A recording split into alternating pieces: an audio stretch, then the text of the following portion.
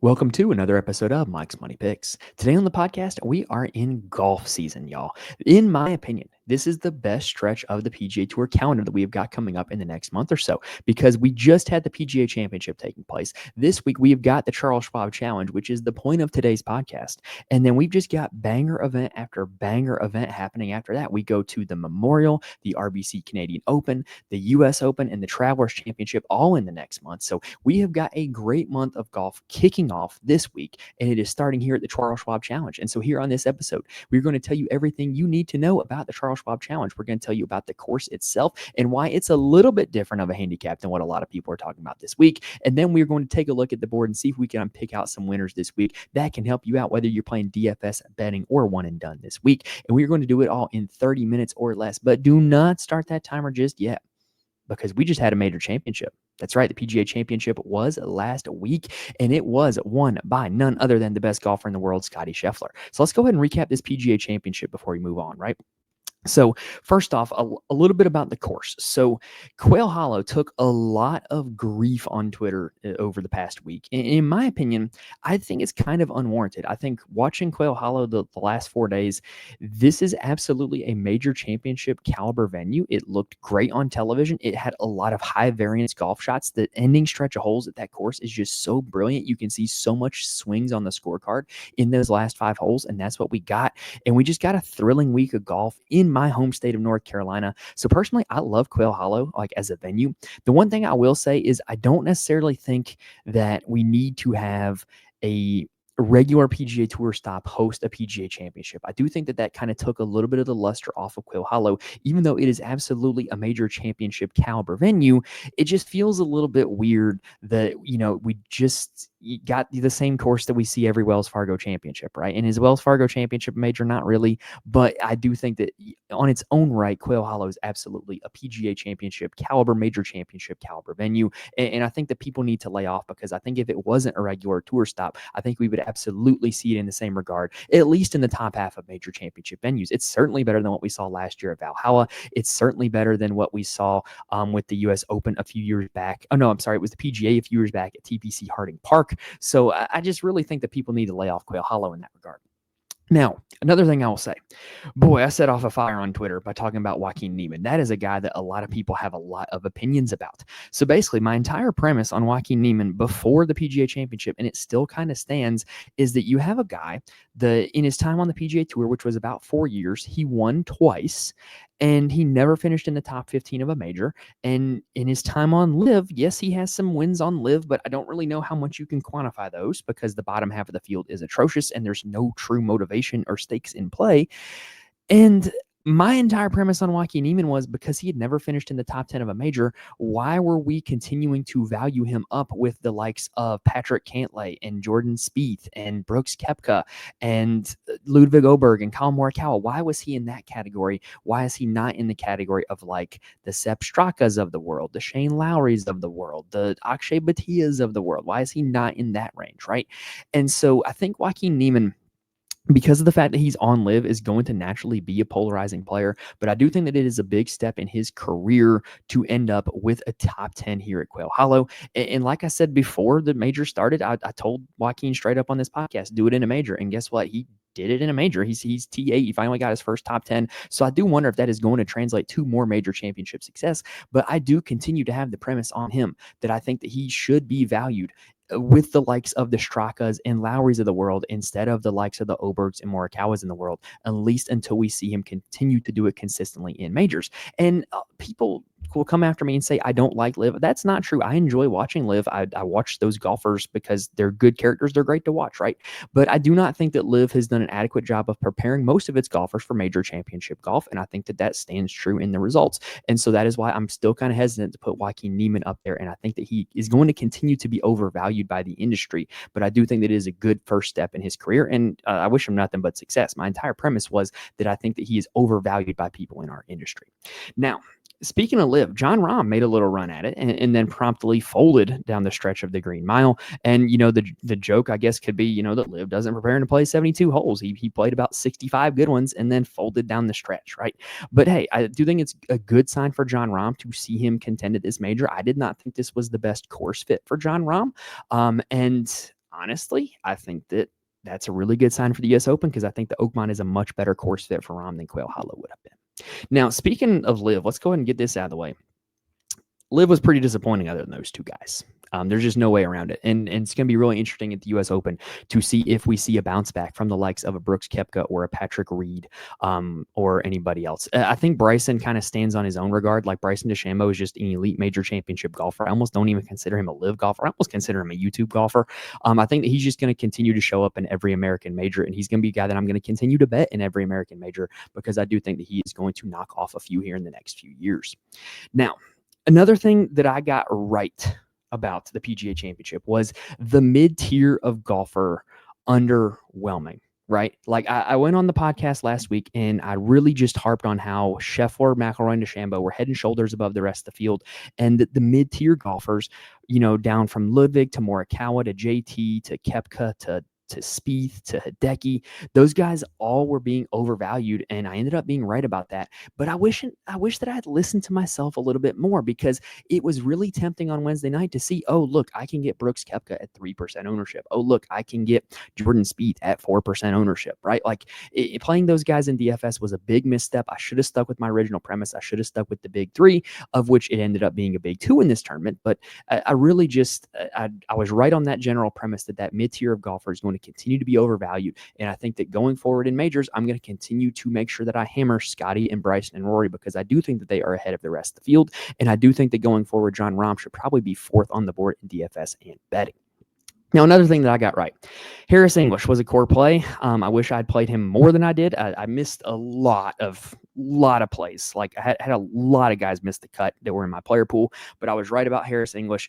You like to play Harris English at courses where you can really separate with the putter. And even though it wasn't the best putting week for Harris English, that's kind of what he does in major championships, right? Like if he is able to be above water with that putter, the rest of his game is just so steady because he doesn't get himself into trouble. He doesn't have a whole lot of big numbers.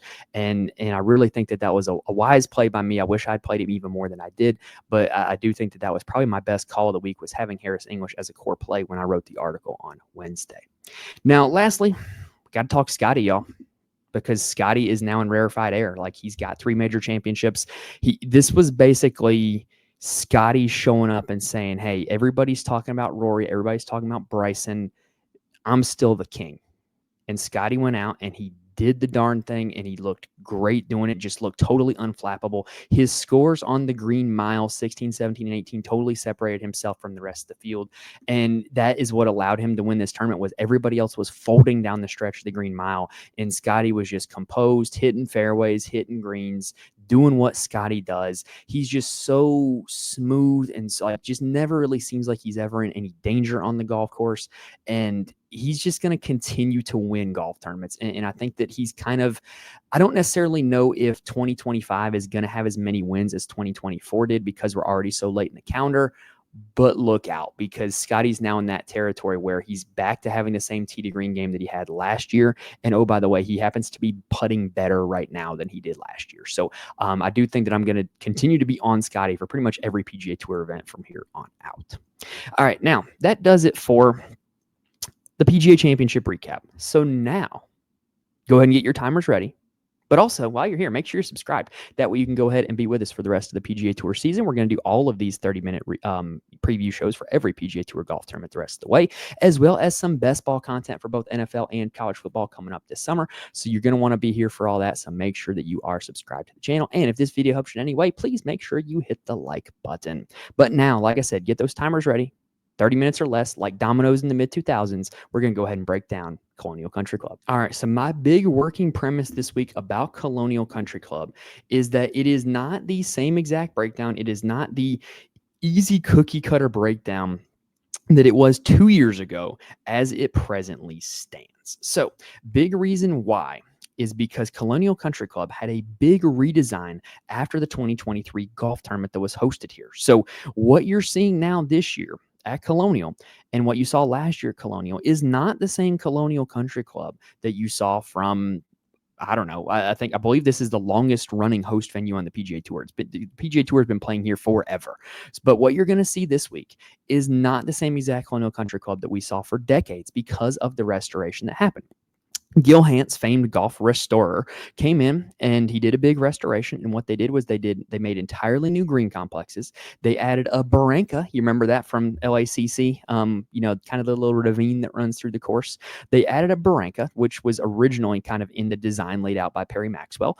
And they also removed some of the trees to make it a little more claustrophobic. They touched up some of the bunkers, made it look a little more rugged, made it look a little less pristine than it had in years past. Because prior to last year, Colonial Country Club had been kind of one of the more cookie cutter PGA Tour venues.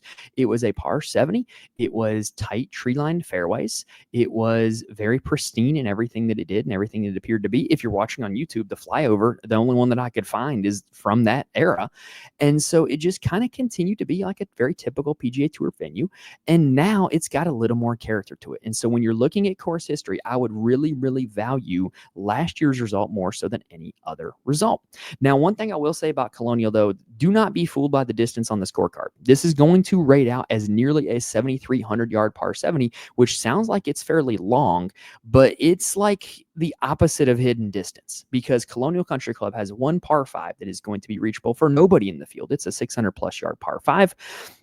And it also has 4 really long par 3s. And so what that means is because all of the length is on the one par 5 and the par 3s, that means that you've actually got a really short collection of par 4s here at Colonial. So because of that, it is going to end up playing fairly similarly to the other short, tight par 70s, but the restoration is going to add a little more character to it. Basically, with that restoration happening, with some of the trees being removed and with the new greens being installed, one thing you're going to see this week is that it is going to be a little more open to swinging driver off the tee. It is not going to be this club down, hybrid iron wood off the tee kind of course. It is going to be more driver heavy because the corridors are a little more open, but it is going to play, I hesitate to say this, closer to a major championship because it is going to be super firm and fast in the fairways, super firm and fast on the greens, and the rough is going to be thick, grown out Bermuda rough. It is not going to be what we've seen for most of the spring on the PGA Tour with overseeded rough. Overseeded rough is much easier to hit out of. We talked about this last week at Quail Hollow. This is not going to be overseeded rough. It is going to be more difficult to hit out of. It is going to be a place you do not want to find yourself. And so what that's going to create here this week, it is going to create a golf course where guys are going to be swinging driver off the tee more than they ever had before, which was backed up with last year's statistics. Last year did see more driver usage at Colonial than any other year at Colonial. And you're going to see a course where accuracy is going to matter because you do not want to be in the rough. And after you are in those fairways, you are going to have mostly wedges and short irons into greens because of the overall lack of distance at the course, but the greens themselves are going to be quite firm, quite fast, and quite small. So what this lends itself to being is it lends itself to being a keep it in play, keep it in the park off the tee, and then green light with wedges and irons golf course.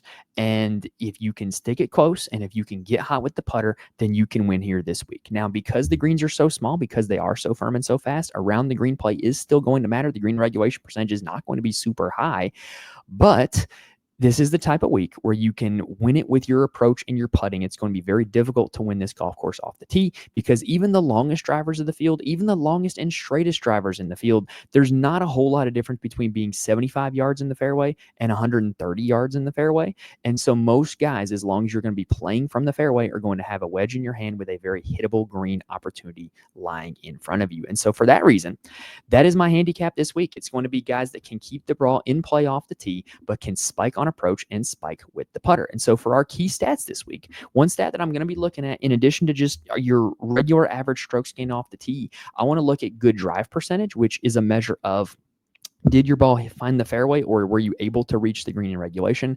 And then I want to look at strokes gained on approach because like I said, I do think you can win this golf tournament with your irons and your wedges. I want to look at strokes gained putting on bent grass, which is the surface that we're going to be seeing this week. We have not seen it a whole lot this year on the PGA Tour, so you might have to look a little bit deeper for that.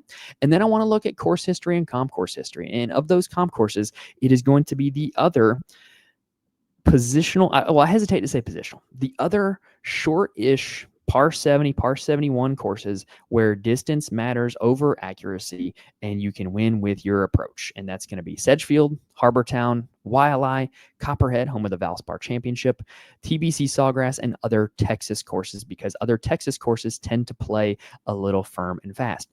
Also, quick heads up, this is a week where you're going to want to pay attention to the weather, because the Texas winds can really ramp up in the afternoon, and there could end up being a weather edge between one wave or the other.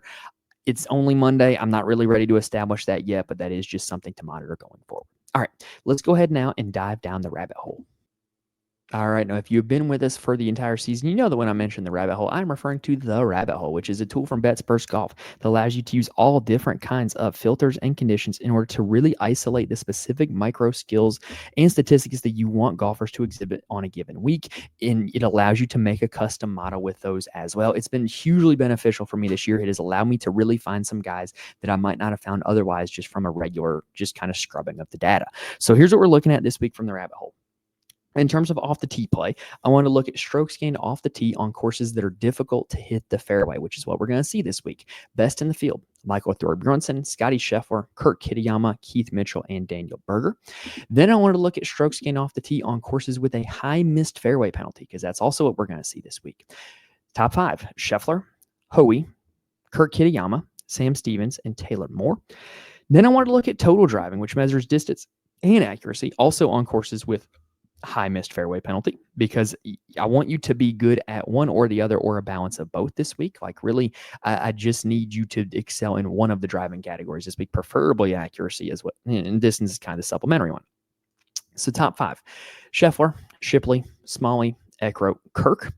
And then good drive percentage, which we talked about earlier, that statistic. We've got Zach Blair, Takumi Kanaya, Daniel Berger, Doug Gim, and Lucas Glover.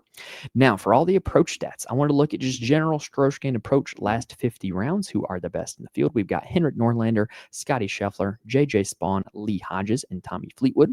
Then the key proximity bucket this week is going to be 100 to 150, just your general wedges and short irons. Who are the best in the field from that distance? Scotty Scheffler, Matt Kuchar, Doug Gim, Zach Blair, and Max McGreevy. And then I wanted to look at strokes gained approach on courses with small greens. And the guys that are the best in the field on this one: Scotty Scheffler, Tom Hoagie, Tom Kim, Joel Damon, and Kevin Yu. Interestingly enough, Doug Gim kind of showing up really on all 3 approach stats there. Aaron Rye also not in the top 5 in any of them, but really good on all 3 of those approach stats. Now, in terms of a baseline strokes gained off the green for the last 50 rounds, who are the best in the field at that? We've got Webb Simpson, Matt Wallace, Bo Hostler, Andrew Novak, and Hideki Matsuyama. Then I wanted to look at strokes gained putting on bent grass for the last 18 months. That's pretty much this year and all of the calendar year last year. We've got Vince Whaley, Max Grazerman, Harris English, Mackenzie Hughes, and Pearson Cootie. Juxtapose that to the putting baseline, which is just all greens in the last year and a half. We've got Harry Hall, Sam Ryder, Brant Snedeker, Jacob Bridgman, and Nico Echevarria in that category. Also, with this being a par 70, playing par 70 is a little different, y'all. You're not going to be able to rely on the par 5s through your scoring. You're going to have to find your scoring on the par 4s. So what I wanted to do this week was I did want to look at par 4 average, of which the best in the field are Scotty Scheffler, Alex Smalley, Ricky Castillo, Daniel Berger, and Lee Hodges. And then I wanted to look at strokes gained total on just par 70s, which is going to be the best in the field: Scotty Scheffler, Aaron Rye, Tom Kim, Hideki Matsuyama, and Tommy Fleetwood. Then I wanted to look at strokes gained total in the state of Texas. Who are the best Texas players in the field? Scotty Scheffler, Jordan Spieth, Hideki Matsuyama, Gary Woodland, and Matt Kuchar. Then I wanted to look at all those comp courses that we mentioned, put them in a blender, who's the best in the field. We've got Scotty Scheffler, Tommy Fleetwood, Brian Harmon, Daniel Berger, and Eric Cole as your top 5. And then just Colonial Country Club, who's the best in the field on that track. We got a lot of guys that have not played it. Number 1 in the field is the defending champion, Davis Riley, followed by Scotty Scheffler, Jordan Spieth, who is also won here, Daniel Berger, who is also won here, and then Mac Meisner, who was 5th place here last year. That is your top 5. Now, throw all that into a model, and you could probably guess by how many times I said his name at, just going through the whole list. Scotty Scheffler is number 1. It's no surprise. I don't know how I could configure the stats to make Scotty Scheffler not number 1 in this field, because he's the best golfer on the planet. And I think this is a great golf course for Scotty Scheffler. This is a golf course where you're going to be able to separate with your wedge in mid-iron, short to mid-iron play. And Scotty Scheffler is elite with every approach club in his bag. What makes him so good is his distance control. That makes him really good on firm and fast golf courses because he's really able to put the ball in spots where the rollout doesn't affect him a whole lot. He's also got a really high arcing ball flight, which really allows him to control spin and control rollouts. This is a great golf course for him, and it's as evidenced by how he's finished here. You look at the last 3 years of this golf tournament, he's been second, third, and second. It's pretty good. And I have a hard time talking myself out of not playing Scotty Scheffler in DFS. I'm not going to be betting him to win the golf tournament because I don't believe in betting golfers at that odds. But there's a legitimately 40% chance that Scotty Scheffler is going to win this golf tournament. And I think it would be foolish to not play him in at least that many of your DFS lineups. I think that there is enough 7K golfers in DFS this week that you can comfortably play Scotty Scheffler and feel pretty good about it. I just can't stress enough how far and away he's the best player in the field, so much far ahead of everybody else this week. And I'm not saying it's he's a lock to win or anything, but it would take quite a lot. He would have to come out with his C game and someone else would have to come out with their A game for him not to win. He's that good. Now, following him in the model, we get a lot of guys that are near the top of the board on the betting board in DFS. We got Daniel Berger, number 2, Tommy Fleetwood, number 3. Those are the second and third price golfers. And interestingly enough, they're both coming into this tournament with similar profiles from the PGA Championship. Both of these guys played well tee to green, had a decent finish, but did not putt well at the PGA Championship. And if they can both flip the putter, they're both traditionally good putters. If they both flip the putter, I think they're both great course fits. Now, in terms of history here, Fleetwood only has a missed cut in a T35. That is not promising because essentially when you look at most of the winners here, Daniel Berger's the one exception. Most of the winners here had a top 10 finish prior to winning. Tommy Fleetwood has done no better than 35th, even though I do think this is an outstanding golf course fit for Tommy Fleetwood. Daniel Berger, on the other hand, is a better history here. He won this event in 2020, which is notable because in 2020, this was the very first event back after the restart from COVID. It was when I started playing DFS Golf Weekly. I'd always just been a major championship guy or a notable tournament kind of guy. And this was when I started playing DFS Golf Weekly, was when it came back after COVID. And he won that event. He beat Colin Morikawa in a playoff. That was the best field that this tournament has ever seen because it was basically everybody and their brother hadn't played golf in 2 months. And everybody and their brother showed up to play that event. And so he won it when the best of the best were here. I think that is worth noting. I think that both of these guys are solid plays in DFS. I think they're solid bets to win the golf tournament. If I had to pick one, I would lean with my model, Berger over Fleetwood, because of the course history advantage. Now, Aaron Rai is number 4. Y'all, I love Aaron Rai this week. I think this is just a great spot for Aaron Rai. He does own a 12th place finish here, so he kind of fits the vibe with, what we're looking at in terms of prior history here. But also, when you look at his profile, he is at his best putting on bent grass. He is at his best when the course is not super long. He's at his best when we play par 70s that accuracy matters over distance, right? You look at the Truist Championship, that's actually not an awful comp to this place. He was T23. You look at the Heritage, he was T38. And in that event, he was atrocious with the putter. Well, when Aaron Rai is good with the putter, he pops for really good finishes. Kind of like what we saw last year when he won at another short positional par 70 when he won at the Wyndham Championship, which was one of my comp courses for this event. So we've got a golf course where Aaron Rai, his best attributes are his driving accuracy and his short to middle iron approach play. Well, guess what? Both of those he's going to be allowed to excel here. If he putts well, he has the upside to win this golf tournament. If he doesn't putt well, he's still probably going to finish 30th. Brian Harman is 5th in my model. Not the biggest fan this week. Just not seeing it. JT Poston 6th. Now, we're going to talk about him more when we get to the DFS board part. Bud Cauley is 7th. I think that's really interesting. He's playing such good golf lately. I think a lot of that recent form is driving what we're looking at. But also historically, he's played really well at the comp courses. And so I do think that Bud Cauley is worth a look this week. I think that he is, by all conventional wisdom, underpriced at 7,800. His best finish here is a T29, so it doesn't necessarily vibe with what we talked about with the winners, but he does absolutely look like a great play this week. Hideki Matsuyama 8, Ben Griffin 9, Matt Kuchar 10 for the top 10 of my model. Now, I do tinker with this model all week long. So if you would like to see the final top 10 of the model, every Wednesday I write an article to my Patreon. that has my DFS core plays for DraftKings and FanDuel, as well as the top 10 of my model, as well as a full write-up why all of those guys are my core plays in my top 10. If you would like access to that, head on over to the Patreon, patreon.com/MikesMoneyPicks. That is also how I finance a lot of this show, is by the contributions on Patreon. So if you want to show me any support, that's one way you could do it. Also, if you're looking for more information from me, you can follow me on Twitter at MikesMoneyPicks. You can also join the Fantasy Corner Discord. The Fantasy Corner Discord is a great place to go if you're looking for a community to be a part of, but I will warn you, it is very DFS oriented. So if you're looking for people to talk DFS with, it's a great place to go. And we do more sports other than golf. The NBA chat in there is great. The baseball chat in there is great. The WNBA chat in there is starting to get good as well, with WNBA coming back.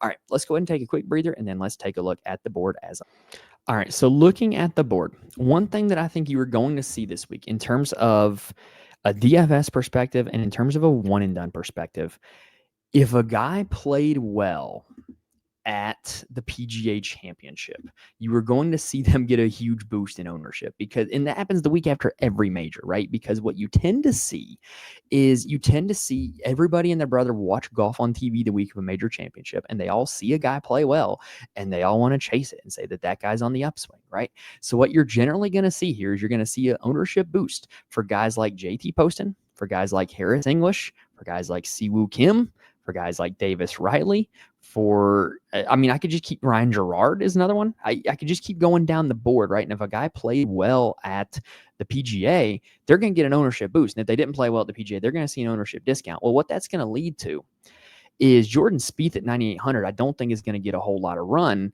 And by the way, he's like Mr. Colonial Country Club. He's like Mr. DFW golf. He's going to be sleeping like in his childhood home tonight, right? And he won this event in 2016. He's finished runner-up twice since then.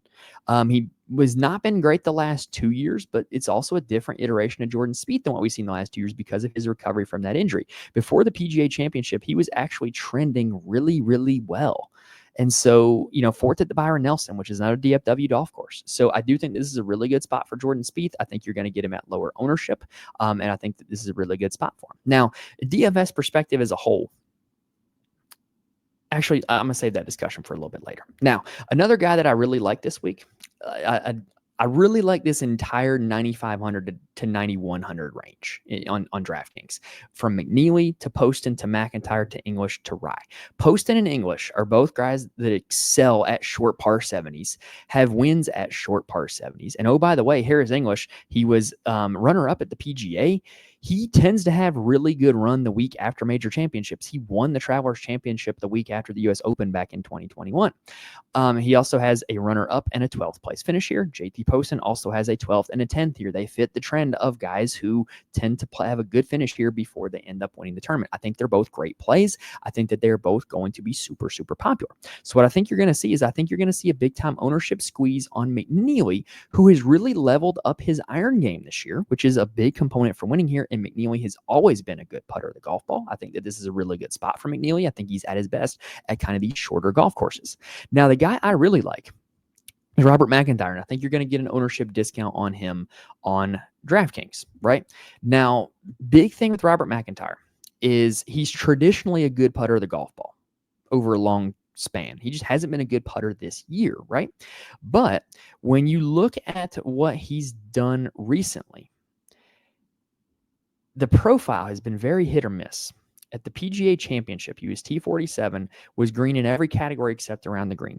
If he's green with the putter this week, I think this could be a great Robert McIntyre golf course. I mean, you think about the two golf courses that Robert McIntyre won at last year, the Renaissance Club and Hamilton, both par 70s, both driver heavy off the tee, both high missed fairway penalty, and both quite windy, which is something you could see here. I think that this is a great Robert McIntyre golf course, and nobody's talking about him, and everybody's going to be playing the other guys around him in DFS. And one thing I think that you could do with McIntyre is I think that you could, fade the other guys around him, or if you're looking to get super creative, you could play multiple of these 9K guys. You could play a popular Poston or English with a McIntyre as long as you're not doing a Scotty lineup. I think that that's a way that you could get creative, is to play multiple of these $9,000 guys. Now, in the $8,000 range, I have significantly less interest in this range than most. Davis Riley's the defending champ coming in off of a great PGA Championship performance. He's going to be chalk, and I'm comfortable fading that chalk. Like I'm just not seeing it, y'all. Like the guy missed the cut in Myrtle Beach week before the PGA Championship. Did not play The Byron Nelson, not a great showing the week before that, which was, let me look that up. Before the Byron Nelson, would they put the Zurich on there, or is that RBC? It's either the Zurich or RBC. Let's see. Okay, so he was T45 at the Byron Nelson. I guess it was the Zurich, and he was T21 at the Masters. So I don't know. I'm going to let everybody else chase the Davis Riley chalk. I'm not going to be on it this week. And if it burns me, it burns me. JJ Spawn, I think, is worth a look because he is like an approach king. He's one of the best approach players in this entire field. And I think that this is a great spot for a guy who can spike on approach like that. Andrew Novak, I think this is a really good spot for as well. I'm more of a believer in the Novak hype than the Ben Griffin hype. He did win the Zurich with Ben Griffin. I'm sorry, the Novak hype over the Davis Riley hype, not the Ben Griffin hype. He did win the Zurich with Ben Griffin. I was getting ahead of myself there. And Novak has played this event twice. He was T40 in 2023, missed the cut last year, playing really good golf. I think this is a good spot for Novak.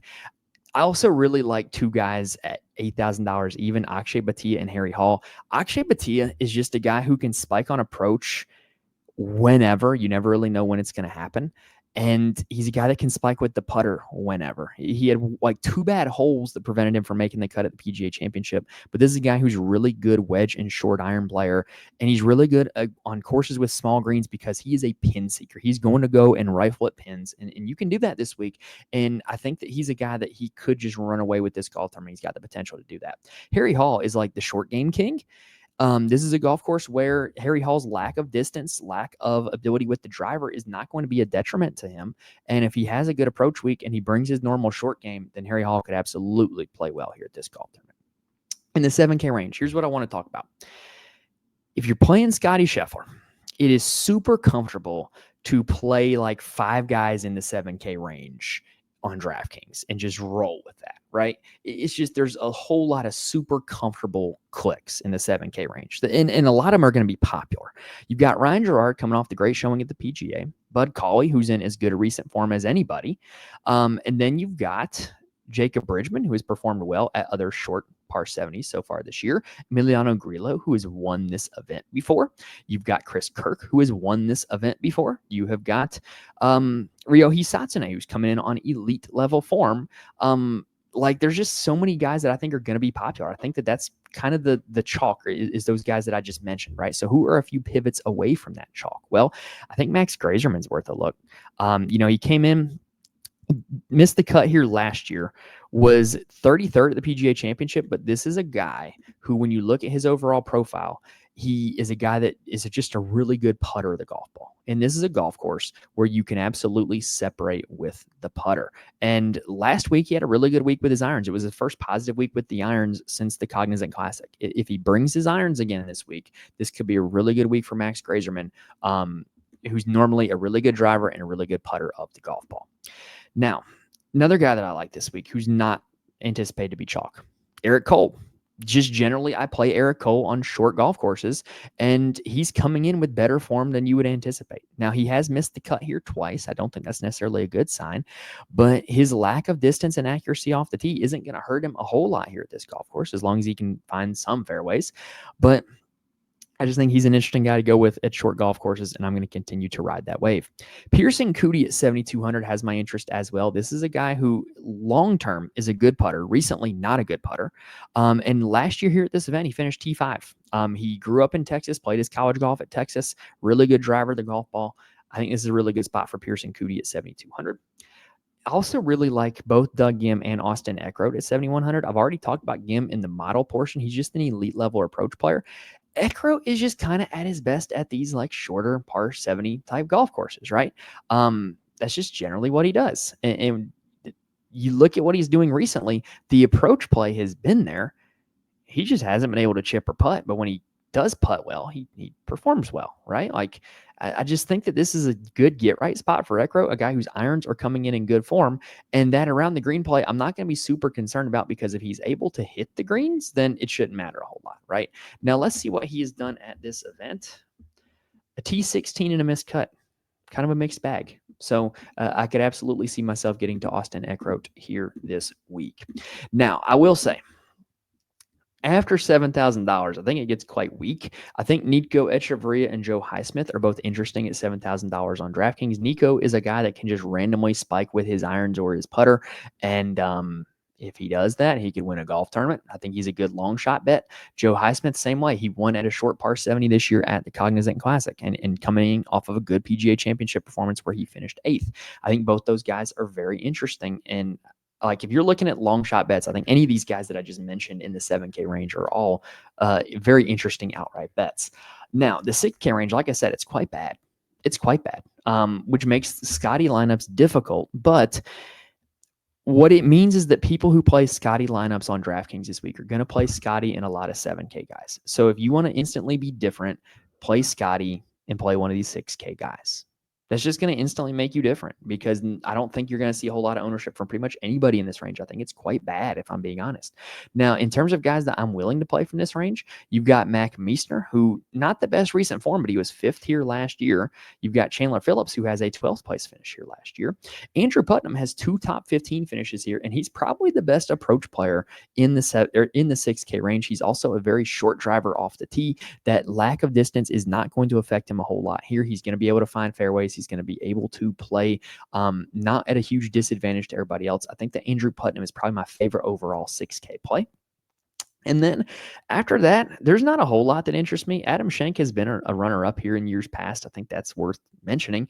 And then Justin Lauer, I want to talk about. So Justin Lauer is a guy that, like, his history here is not great. A miscut in a T57. But this is a guy who is at his best at short golf courses. This is a guy who is a great putter of the golf ball. And who's to say he can't just, tread water tee to green and just get nuclear hot with the putter? Like I say this about Denny McCarthy in like the bigger events, but like when you've got a guy who's got one world-class skill that allows him to separate, that makes him viable in a lot of different formats in a lot of different ways. All right, now let's go ahead and talk one and done. So interestingly enough, for one and done this week, I ended up like just not totally getting it right last week. In one of the one and dones I've been playing that I was super behind, I decided to go with Patrick Reed. That did not work out. In the one that I've been tracking here on the show where I'm kind of like just out of the money, I did go with Bryson. I have no regrets. About half the field in that one played Bryson, and you get a runner-up payday out of it. I think that was a solid selection. But now what that means is as we get to kind of talk about here on the show, we've got an opportunity where I can talk about how to do a front running one and done and a chasing one and done, right? So my preliminary pick here was Sepp Straka, which I stand by. I think that was a darn good preliminary pick. He's not playing this week, but I do think that he fits the profile of the course very well, and I would have been super interested to play him if he did end up playing here. So darn, I guess I don't get to make the preliminary selection. I got to actually pick somebody. But like this is a week where I'm not picking Scotty in one and done because like you can pick Scotty at a major championship coming up or at a signature event coming up where you can get a bigger payday. I've had Scotty penciled in one of my one and dones for the Memorial. I think that is a great spot to use Scotty. I'm not going to use him here where it's at a non-signature event. I just don't think that that's the optimal way to play him. Now, I have used a lot of the other best golfers in the field. And I think if you're aggressively playing your one and done, if you're near the top, you're probably in the same boat, right? Where you've probably used Spieth, Fleetwood, Berger, Hideki, right? You probably have just straight up. And so what that means, like, what should you do this week? Well, I think there's no other logical spot on the schedule to use Jordan Spieth. I think this is probably the best spot to use Jordan Spieth of anywhere that's left. And I think if you have him left, I think he is a super sensible selection. And I think he's going to be a very popular selection because of that.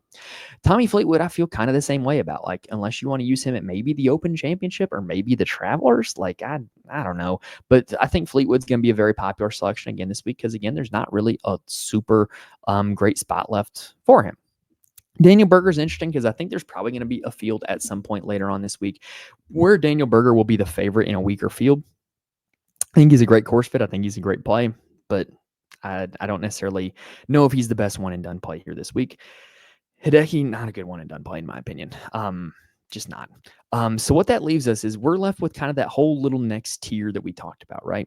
And a lot of these guys are not going to have been used by a whole lot of people in your one and done. So all of these guys could end up being popular selections this week. I'm talking Rye, McNeely, English, Robert McIntyre, JT Poston. I think they're all really good, reasonable solutions, right? I probably wouldn't feel the need to go that much further down than that if I'm being totally honest. So what you need to figure out is you need to figure out if you're going to save anybody for any event going forward, right? Like maybe you want Rye for the Wyndham or for the Scottish Open. Maybe you want Harris English for the Travelers. Maybe you want Siwoo for the Wyndham. Maybe you want Bobby Mack for the Scottish Open. Maybe you want JT Poston for the John Deere or the Wyndham, right? Like this is where you need to be planning out your selection. But this week, I kind of feel comfortable picking one of these guys, knowing that I have the others available for some of the other shorter positional courses, right? Like I mentioned, you might want to save one of these guys for the Wyndham. Well, if they're all available, you can use one of the other ones for the Wyndham. So what I'm going to do this week is I'm going to pick Aaron Rye in the one that I am front running in. In the one that I am chasing in, I'm probably going to go a little further down the board, and I think I'm going to go with probably Robert McIntyre. I think that a lot of people are not really talking about Bobby Mack this week. I think that with it being a par 70, with it being a firm and fast golf course that might have some wind, I think it's a great spot for Bobby Mack.